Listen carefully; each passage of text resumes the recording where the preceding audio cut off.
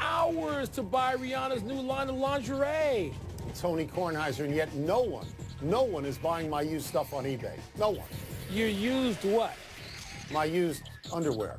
Well, guess game what? worn. Game worn is what we like to call it. Game worn. Okay, I'm not even going to ask you what kind of game we're talking about there, big fella. Well, I mean, you'd think the college athletes should be able to do game-worn jerseys. Yeah, I think I should be able to sell this stuff. It's but pretty I've simple. seen where they've been wearing their jerseys. I can see that. Welcome to PTI in today's episode. Bad calls against the Sixers, Tigers' second round, and Matt Harvey attempts to recapture his magic. But we begin with the firing of Dwayne Casey, the coach who led his team to the #1 seed in the Eastern Conference and the best record in franchise history, has been fired. Dwayne Casey, who likely will be named Coach of the Year in a few weeks, reportedly wanted 2 more years added to his contract in Toronto, and the Raptors said, no thanks, goodbye. His supporters will point to a .576 winning percentage over a 7-year tenure in the regular season.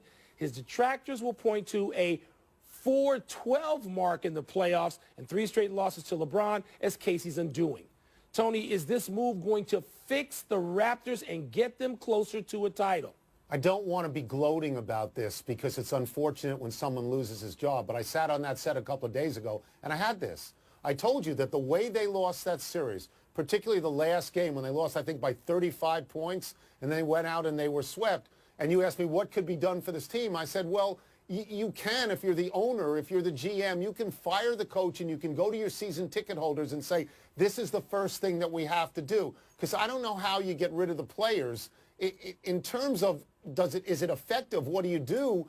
Your players lost the game. You have 2 all-star guards, and they were no good in the playoffs. DeMar DeRozan, I believe, Mike, was benched the entire 4th quarter of the 3rd game. So I don't know what effect it has, Tony, but I think you can see it coming. You said first move.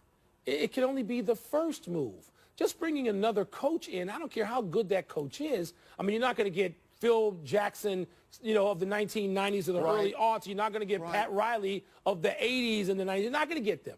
So you're not going to get a Red Auerbach. So you have to do some other things. Just bringing in a new coach. Tony, they've been defeated. They're no more Buffalo Bills. People don't get to go X number of years and lose and lose and lose and carry that disappointment in this age of intense scrutiny in social media.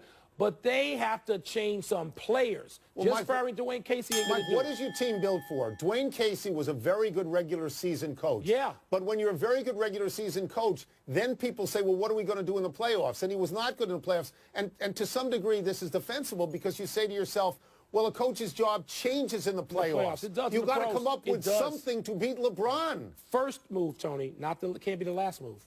The NBA has come out with its last 2-minute report on the final game of the Boston-Philadelphia series. In it, the NBA finds that Aaron Baines did foul Joel Embiid with 14.6 seconds left and the 76ers down 2. And it finds that Marcus Smart walked after intercepting the full-court inbound pass with 1.5 seconds left. Wilbon, is a last 2-minute report like this helping or hurting the league? Tony, it always helps the league in a way that players and referees become angry. And I understand why they get angry, but it helps with the perception. It's quieted down a lot in the last 15, 18, even 20 years, the conspiracy talk that used to surround every single game of these playoffs. Oh, the league wants them to win. It attempts to get at some transparency. And we'll go back and forth on this, but Dario Saric he should have been called for a charging foul against Marcus Smart. When he lowered his shoulder and knocked him in, there were calls against the Sixers that got missed. I thought the officials did a good job in this game because they were consistent. They let a lot of stuff go. They let the players resolve this, and I thought the officials were terrific start to finish. I think it hurts the league. I Why? think it hurts the league. I'm going to give you 3 reasons why it hurts the league. Number 1, they're not going to replay the game. That is not going to happen. Never. So all you do is make Philadelphia angry, and justifiably. Now you look at Boston, and Boston Celtics people feel like the league is saying we have a dishonest victory, and that is exactly what the report does. And then it makes the refs look bad. If you're not going to replay the game, I don't know anything is served in doing this publicly, Mike. I told you what it is. I just don't. The conspiracy talk, Tony. The NBA has been dogged by conspiracy talk more than any other, all the other leagues combined. Well, you've talked about the Lakers in Sacramento for 100 years now. And you know what, Tony? That, in part, large part, led to this. You can't have no explanations in this day and age. It's like not having replay. You have to have it no matter how big a problem it seems to be. You haven't. You know what I would say to you, Mike? That theoretically I like these reports, but practically I think they hurt. Tony. I just think they hurt. Tony, I think there's more negative than the positive. two constituencies you said. The players and the rest. I agree. What good is it? But I think for the audience, for the general public, the people who consume your product, I think you got to have it. I don't know. I don't know. It's a toughie. It's a tough one. Tony, because you hate the NHL playoffs. I love them. You missed a dominant role performance by the Winnipeg Jets, who won Game 7 in Nashville last night. Good for it all. Here, look. It is, does Gary Bettman care about ratings?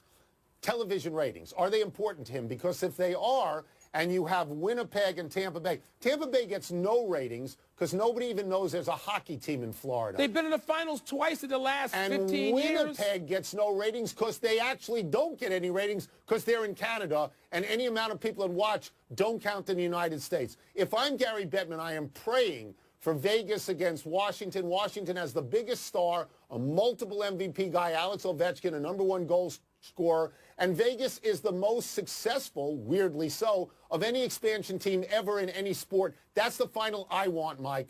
Using the logic that you just threw out there, it would be bad to have the Montreal Canadiens. Oh, no. Their Don't ratings wouldn't count. Don't go there. Their ratings wouldn't count. You said that was a criteria. Montreal and Toronto have magic in America. I don't know that Winnipeg does. Do you? I think Winnipeg is to hockey what Charlotte is to the NFL. I'm not going to argue they have any magic. Thank you. But I would say this, Tony, that, look, I mean, these are franchises, Winnipeg and Tampa. You're arguing against those two. They've been deeper than the Capitals. Yes. And, of course, they've been deeper than the Vegas Golden Knights, who are a minute and a half old. And you know what? The league still operates. The league still operates, even though those teams are back for more. Vegas is the feel-good story, and everybody roots for a great player to finally get his chance, which might happen to Ovechkin. Could be Stamkos. Doesn't have to be Ovechkin. Yeah, is he as good as Ovechkin? Ovechkin's a three-time MVP. Led his team to the finals. How many MVPs does Stamkos have? Been there? How many MVPs does Stamkos have? Just let me know. Does he have 3? You know what? 4? He's got 2 more trips to the finals than your boy. The Cincinnati Reds, to change the subject, please, are going to start their newly acquired right-hander Matt Harvey tonight against the Dodgers in Los Angeles. Harvey says he's healthy and ready to go. But Buster Olney said on the Baseball Tonight podcast, quote, I talked with evaluators last week about Matt. They feel like he doesn't have the arm speed. He probably needs to rebuild some strength. And instead, he goes right into the Reds rotation. And in that ballpark on a really bad team, I can't imagine a worst-case scenario for someone who's going to be a free agent in the fall, unquote. Well, but are the Reds making the right move to throw Harvey out there so soon? Tony, you know, all these theoretical arguments are fun for sports talk radio and sports talk television. It's fine. But I like my sports to actually see how it plays out. Don't tell me all these theories and then back them so passionately. Put him on the damn mound and let's find out what he can do. Maybe he'll go out there, he'll be inspired in a way that overcomes some of these physical maladies. Maybe not. Maybe he's going to have to strengthen and miss a few starts. But let's see what he's got by putting him out there on the mound. See, I understand why Cincinnati does this. They're terrible. They got nothing. They have no pitchers. Nothing. He's better than what they just let go to put him on the team. And by the way, they are his employer. And what do they care about what his free agency is? Yeah, I mean, they're his employer now. And I understand why Harvey wants to go out there. Harvey says he feels good. He's ready to go. That begins to sound to me like Tiger Woods, who says all the time, I'm really close. I'm really close. I think I'm really close. But my guess is that his agent ought to come in and say, you know what, Matt?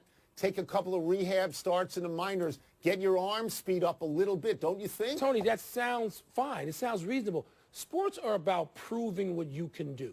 Proving it to yourself, proving it to your opponent, and proving it to everybody else. That's why I hate when competitors go out there and say, I don't have anything to prove. BS. You do have something to prove. That's the only reason to go out there. You have something to prove. Do you think there'll be a miracle turnaround? Dark Knight has something to prove, and I agree with your logic. Okay. If I was that agent, I would say it to him too. But if I'm him, I say put me on the mound tonight. He's 0-2. His ERA is 7. Tony, he may need to find out the hard way, right? I think he could. Okay. I'm rooting for the other, and that's on him. I think he could. You know, if he has to find out that way. Tony, remember all that pre-tournament noise surrounding the grouping of Tiger Woods, Phil Mickelson, and Ricky Fowler, the players? We made it. We were involved in it. Yes. Yeah, we ratcheted it up. Well, the roar has quieted to a whimper because Fowler, shockingly, missed the cut of a tournament he won, I think, 3 years ago. Phil can pack 2 days' worth of those hideous dress shirts he's been playing in because he missed the cut. Yeah. And Tiger is in 60-something place, way back of the leaders, right on the cut line. So do their struggles somehow reduce one of the most important tournaments of the season? I don't think they do. I think that they are there on Thursday and Friday, which are the introductory days. I think that when you get to the weekend, you look about who's going to win. There are 8 guys out there, and I'm going to name them: Tiger and Phil and Ricky Fowler and Rory McIlroy and Justin Thomas and Jordan Spieth, Dustin Johnson, Jason Day. Mike, I think if you get 3 or 4 of those guys on the top of the board on Saturday and Sunday, I think you're fine. What do you think? You know what, Tony? And I've been thinking about this as I watched fanatically, even in the mornings. I was watching. I wanted to see what these guys did. I wanted them to make the cut. I thought that Ricky Fowler, of course, not just had a chance to win, he's won recently as opposed to Phil and Tiger. So I think the tournament, and we talk about this all the time with the sport, the industry. You know, Tiger and Phil, we have to allow them to sort of seed, you know, from view, because that's what's going to happen, Tony. They're not going to be around all the time. In a couple of years, Phil's going to be playing maybe, I guess, with the champions, with the seniors, and Tiger's not going to be making cuts anyway. But so we have to allow this to play out. Over the last 20 years, they're the 2 biggest names, and so if you were to get a winner-take-all on pay-per-view, I don't think it's diminished. But let me read you the Phil quote on the shirts. Quote, "Nobody does slightly overweight middle-aged guy better than me, and this says exactly who I am." Who he is somebody that owns equity in that company. That's right. He's tried out a long-sleeve shirt in 90-degree swamp weather in Florida to sell shirts. This is like you in a certain restaurant in Northwest D.C. Chatter. So there's a certain conflict of interest, except there's no conflict. Look, Phil has a great sense of humor about himself. Yes, he does. He can wear those shirts. If I was at the first I'm not wearing them. And I was in charge of the tournament, I would say, Mr. Mickelson, we're going to bring you something from the pro shop, but you're not teeing off in that. That's right. Let's take a break. But coming up, how should Cavaliers and Celtics begin their Eastern Conference Final Series this weekend? And we're pleased to welcome in PTI guest analyst, wait for it, Tony, Richard Jefferson. Good. Joining the show. It is good. Good. Richard, let's start with this. The Cavaliers beat the Celtics in 5 games last year. Is there any reason to feel that the Celtics are a bigger threat this time around? Well, it should have been 4 games. We should have swept them. We let Marcus Smart hit about 7 threes against us. But I really and truly think that Boston is a bigger threat this year. I don't think the Cavs team, and I don't think anyone universally thinks that the Cavs team is as strong as they have been the last few years. And so I think this is probably the most vulnerable a LeBron James-led team has been in quite a few years. And I think Boston's playing well, and they have a lot of confidence. You played with LeBron. If you were asked to help out on this, and the question was, how should Boston defend him, what would you say?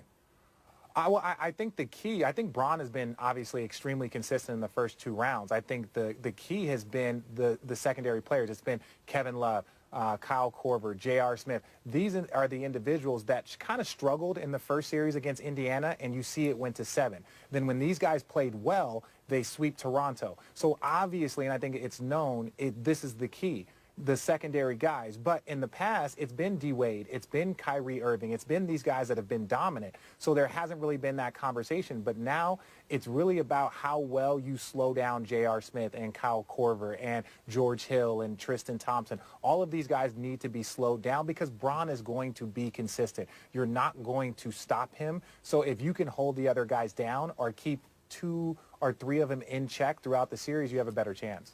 Richard, we have seen LeBron be so great in this postseason, and it seems like he sort of stays away from being really tough on teammates when they're struggling like they did in that first series you mentioned. But is he tough? Is he loud on the floor? Is he demanding? Give us a sense of his personality, perhaps when things aren't going as well in the playoffs with his teammates.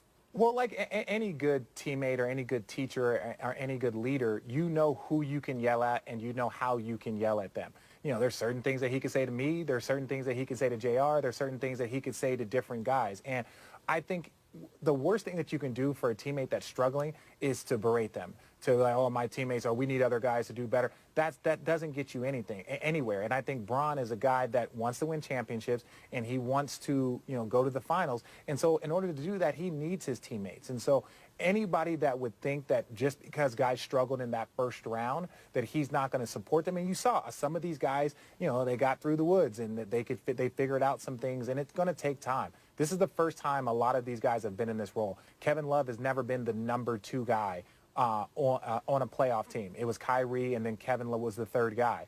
And, George Hill playing with Bron. Jordan Clarkson, first time in the playoffs. Rodney Hood. A lot of these guys are going through this for the first time. So it's not a surprise that the first series they struggled, second series they played better. And even T. Lue knew it. T. Lue in the Game 7, he dusted off Tristan Thompson for the first time and went with guys that he knew had been in that situation. So let me go back to that series against Indiana. Because I'm just sort of wondering, as somebody who knows all the players involved in this, and you watch these struggles, was there any point in that series where you felt, you know what, Cleveland's going to lose this series? They're losing. I wouldn't say lose, but I'm just going to say I had games 3 and 4 scheduled for the second round, and it was getting a little iffy when I was watching some of these games. I sent a text out to Bron, Swish, Channing, Tristan, and I was like, hey, guys, I have work to do games 3 and 4, so I'm going to need you guys to kind of figure this thing out. But no, I think for those rounds are very, very tough. That first time, and Indiana played well against them in the regular season. I remember those games. Some of those early games, that was Oladipo's coming out party. Yes, they had played well, but the fact that you can go and beat the Cavs multiple times, that's when people start to give you that recognition. If you go and beat everybody else and you have a good record, but you lose the Cavs or you lose the top 10 the top tier teams, then you don't get that recognition. But they were playing well and then beat the Cavs multiple times, and that's when they were like, oh, okay, yeah, Oladipo's really having an all-star season, right? And so they weren't scared. They came into that series believing they can win, and then you had guys on the Cavs team struggle, and that's why that series went to 7. Thank you for joining us, Richard. We appreciate it. Thank you guys for having me. Let's take one last break, but still to come, does Kawhi Leonard's attendance at a Dodgers game say anything about his plans for the future? He plans to play shortstop for the Dodgers and has a text message from Big Ben ended any drama with a rookie who could one day replace him. I told you Ben would come around, Tony. You weren't listening. I told you. Yeah. Ben's going to be fine. Yeah. You know? Yeah, but... It's happy time, people. Happy 29th birthday, Cam Newton. Cam is going from one offensive coordinator, Mike Shula, who always hit his critics, to North Turner, who has been one of the great OCs in the NFL for 25 years. Tony, isn't this going to be great for Cam to get a guy who is so devoted to his quarterbacks and their health and success? We love Norv. It can only help Cam Newton. I'm more concerned at this stage of the game with Cam's hats. Who is his haberdasher? I'd like to meet him. I'm fine with his hats. I don't want to see him wear that read offense they do, that read option. Happy anniversary, Julius the Dr. Irving. On this day 38 years ago, you completed one of the most memorable moves in league history when you drove along the right baseline past Mark Landsberger and then proceeded to float behind and under the backboard, sending in a reverse layup past Kareem. Tony, is this iconic enough for you? This is the best Long Island has to offer. As somebody who grew up 5 miles away from the dock, that play is special. It is special. Happy trails, Pecorine. This Vezina Trophy finalist was pulled after 7 shots and 2 goals in Nashville's Game 7 loss to Winnipeg last night, Tony. It was the 3rd time in 4 home games in this series that Peter Laviolette went to the pen. Tony, you just don't see that. I was totally wrong about this game, but that's the quickest hook that a goalie has ever gotten in a Game 7. Yeah. Ever. That was sort of a stunner. Yeah. One error. Tony forced me into saying Steven Stamkos had been to 2 Stanley Cup finals. Sure, it was 1. He didn't go. He wasn't on the Ning the first time they went in the How many MVPs? How many MVPs? It doesn't matter. He's been to the big show. Your boy has it. We're running out of show. Let's go to the big finish. Ben Roethlisberger texted a good luck at rookie minicamp message to Mason Rudolph. Your thoughts? They took a lot of heat for freezing him out. It's a makeup call, and it's smart. Adam Eaton of the Nationals is likely out for the season after ankle surgery. This is a big loss, Mike. Tony, he was trying. He had a boot. They couldn't figure out why there was pain. They finally figured it out. This is not a good ending for him. Kawhi Leonard went to a Dodger game. I'm sure you're reading into it. I'm not reading into it that he's going to play for the Lakers or the Clippers. Okay. He's from Southern California, and he likes baseball. It's his team. 17-year veteran Tony Parker wants to play 20 seasons in the NBA, even if it means leaving San Antonio. Are you with that? Yeah, I think he and Dirk want to do this. Tony, we both say play until they cut the uniform off you. I love Parker. I love Dirk. Let them keep playing as long as they want. Right. Last one, Rafael Palmeiro went 1 for 2 in his debut with the Railroaders. You impressed by that? Well, you need to wake me when he gets to the majors. What is the name of this league? The Claiborne what? We're out of time. Try and do better the next time. I'm Tony Kornheiser. Bill Poley is not running that league too, is he? Yeah. I'm Mike Wilbon. Have a great weekend, Knuckleheads. You can get the PTI podcast on the ESPN app or Apple Podcasts. You know, I'm going to the theater tonight. You know that. Oh, big time night.